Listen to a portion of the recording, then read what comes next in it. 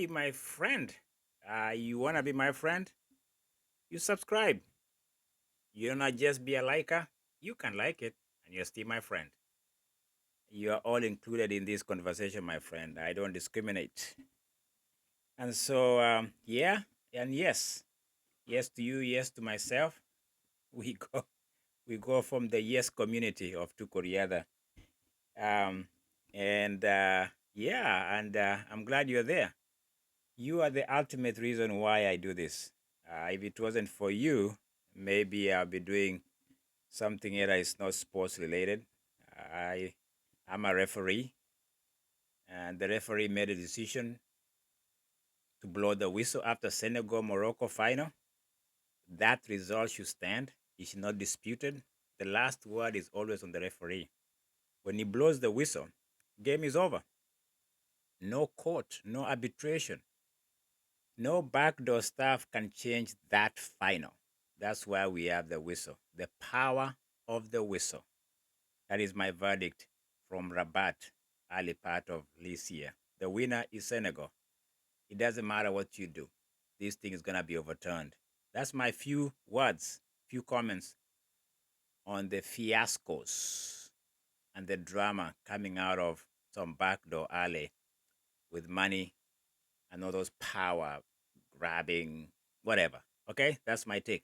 And by the way, while you are still here, remember you took a risk, and your risk will pay in the long run if you stay with me. Because again, if you wanna, like I say, it's a community, and the long run benefits are coming your way. This is what you do. I give you the latest. You give me your attention. That's it. That's the deal, my friend. Thank you for being here, man. And let me tell you something. I got some good news. I got some breaking good news. Breaking? You know, sometimes you hear breaking news and then it's sad news and sad news. No, this is not what I do here, man. I try to be positive, to celebrate life, to look at world records, championship coming up in Toran, Rotten, Rotterdam, Rotterdam, huh? Is in Toran in Poland this weekend. An amazing event coming up. Big names are rolling out. The British team is already down on the ground. I don't know. They went early. You know, you got to acclimatize, figure out where you are, warm up on the track. The Brits are in Poland as we speak, and the podium is waiting for the winners and the champions. And yes, and yes. Today, I'll just focus on the discipline that you know I'm going to focus on. It's not disputed. You know my passion by now. I was born to run. I was born to run the 800 meters. I, oh, my friend, I was born to. I love the 800, the two lapper, the two lapper. It looks that simple in saying it. Even when I say it, I get chills. My body's like, "What do you mean 2 laps?" Ah, man, you have to break it down to every 100 meters. In fact, I think in the 800 you break it to the 200 because every 200 counts in the 800. There are four of those, right? In your math, you did very well. 800 meters in Poland. The prelims kick off tomorrow on Friday in Turan, Poland. The lineups, the starting list, big names in town as usual. But the big dogs, the big dogs are not here, and you know who they are. Wanyonyi are skipped indoor. The Canadian Marco Arab is not even thinking about it. Jamali Sejati has allowed other Algerians to go out and do their thing. So, who are the contenders this weekend? Good names indeed. Of course, North America, or America in particular, as is banking on the 17-year-old high schooler. Is school over right now? High school is not over, is it? Is it spring break for them? No idea how the calendar works. But the high schooler, Cooper Lutkenhaus, represent America in the 800 meters. They are banking on the young man who has had a great indoor season. So far, unbeaten. Best time of 1:43:03. and is representing America. Is carrying the flag.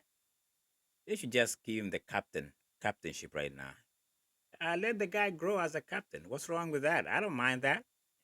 Captain Cooper, Lutkenhaus, from Northwest High School in Justin, Texas, representing America in lane 4 in Turan in Poland.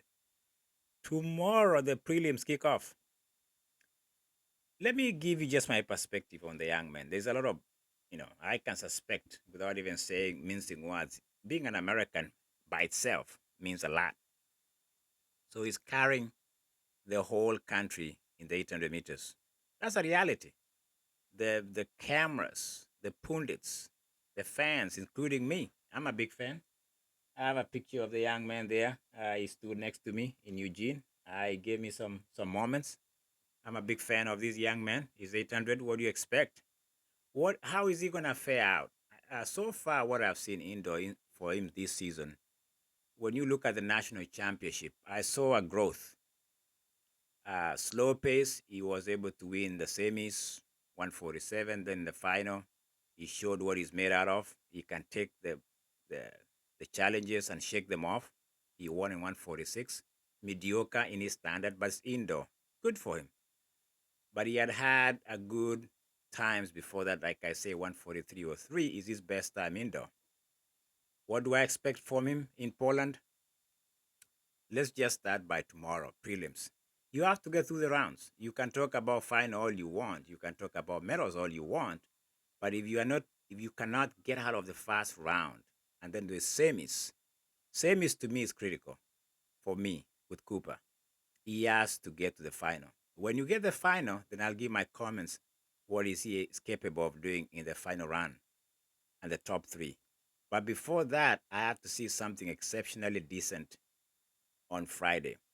It's easy to talk about medals right now. You can just start saying, going by times, with the times that we have so far, this competition around the world, the leading time is 143.8 right now by the Belgium, Preston Elliott.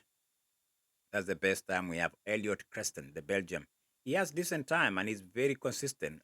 He's unbeaten so far this year. So that's what Cooper is looking at.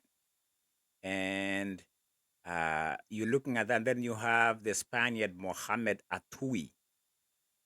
These guys are veterans. They have been tested. They've gone through the rounds. The Spaniard Mohamed was in the final. Remember that in Tokyo. Elliot Keston, as like I say, unbeaten and decent time. And let's throw somebody else in the mix. Down under and not out is Peter Ball of Australia. These are good crop of 800-meter runners. I'm just going through the faces here to see who is in the mix. And for me, without talking about Cooper in particular, we have to really allow the other guys to play out their games, to play out their rounds. And for me, as I say, the concern for Cooper is how he fares when he stands in the early rounds, which is prelims tomorrow, Friday, and then the semis. That's where he's going to be tested. If he can pass those 2 tests of getting through without being scratched, without having any issues, clean, clean, and maybe sometimes be tested in the semis, then the comments become even more to the point. Does it have what it takes? Has he passed the the preliminary rounds to be able to be to be crowned as capable of even medaling? Top 3 in particular, I'm talking about. So the test begins for him tomorrow. I think the road to the championship for him begins tomorrow night. Everybody's throwing their predictions out there. I've seen some writings on the wall saying, "Oh, he's 17. I think third place would be a big accomplishment for him." That's fine, but it's not enough to talk of third place until you get through the rounds. Trust me, it's world championship, and everybody who shows up in Poland this weekend wants to win something. And unfortunately, let me just reverse my gears here and talk of something that I've noticed about the American athlete Josh Owie. Last time he broke the world record, I was the first guy to throw all kind of love and flowers at him. But I'm concerned about breaking the world record at 142.5, and then you crash your hamstrings and you're done. Because when you think of 142 being the best time in the world and the world record, as I say, was it worth it that you broke the world record? Okay, you own it, so to speak, but you don't have a championship under your belt. Which one would you take, world championship or world record? If you ask any athlete who lives right now and who knows what it is, anybody would rather win world championship than world record. Maybe world record sounds like something you own, but nobody can take that championship from you. That world record will be broken, but people will not forget, will quickly forget that even you owned it at one point. World championship, you are always former, you are always something. Somebody say world champion, world champion, world champion. People don't say world record holder. Once it's taken from you, Josh Owie, you are left with nothing, no championship. My suspicion, I remember making this comment when he left his best coach that he had, Justin Rinaldi from Australia, was that Josh Owie is reckless a little bit. He trains very hard. We've seen this in the past, leading the national championship last year, and he paid the ultimate price down the road. He needs a coach that can rein him in and calculate for him and give him a roadmap into championships. That's what people train and and people train and sacrifice their body for, championship, not world records. People, athletes don't go out there breaking world records. Like, say, world records are not something you do every weekend. But you're talking of every championship every 2 years. Anyway, I had to drop that in. And going back to the lineups in this weekend on the 800, Peter Ball, I've said the Australian. There's Mark English, the Irish. And by the way, this Peter Ball, there's another athlete there, Bob Abdelrahim, and the Irish Mark English is training under the coach I just mentioned from Australia, Justin Rinaldi. So those three there might be, protagonists in the 800.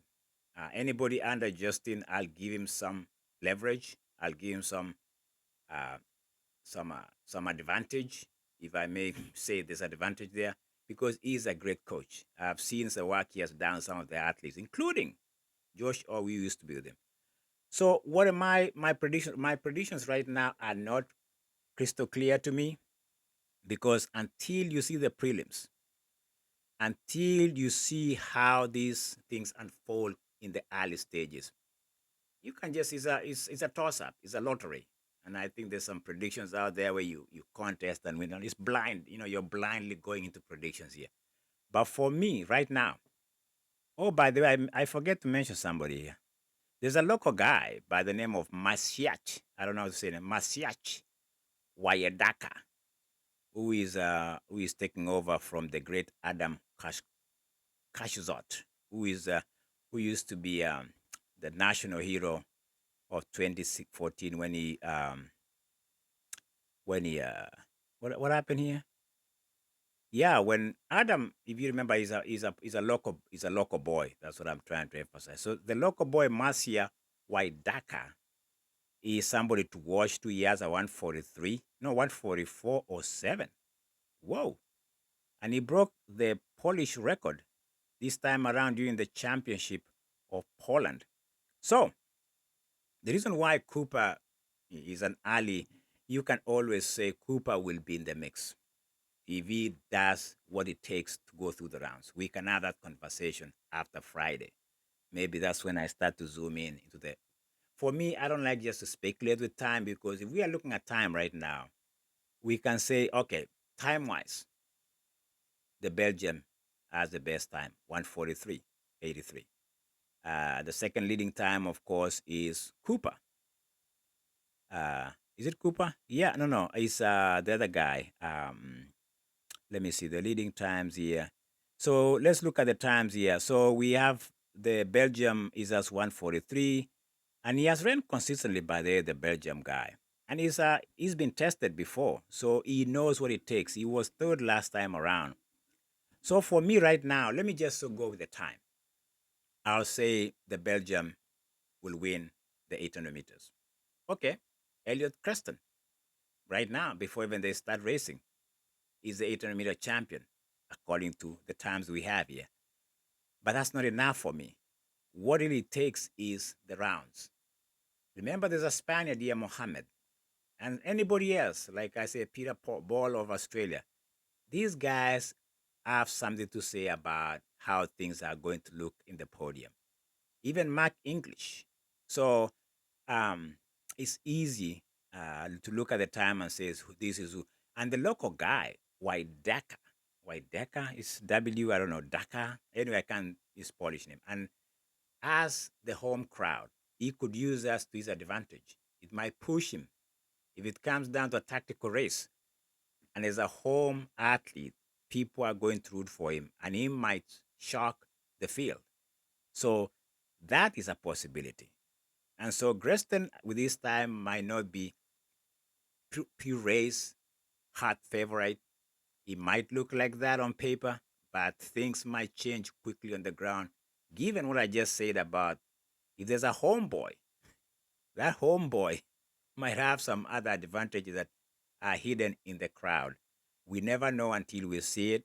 But again, we have Elliot Creston, Mohamed Atuyo, Spaniard, Peter Ball of Australia, Cooper, Lutkenhaus represent America here for sure, and Mazia Wadaka. Those are the top big competitors. Like I said, tomorrow, Friday, will give us an idea how we're going to look at even the semis, because I suspect there's a deep feel we're going to have that, and then the semis and then the final. That's what I'm looking at. I haven't seen how big, how large the starting lineup and the starting list is going to be in the 800. But my take right now, paper wise, time wise, coming in 143 is the leading time. It goes to Belgium, but that's not good enough for me for my predictions, because there's a lot of good 800 meters runners in this field.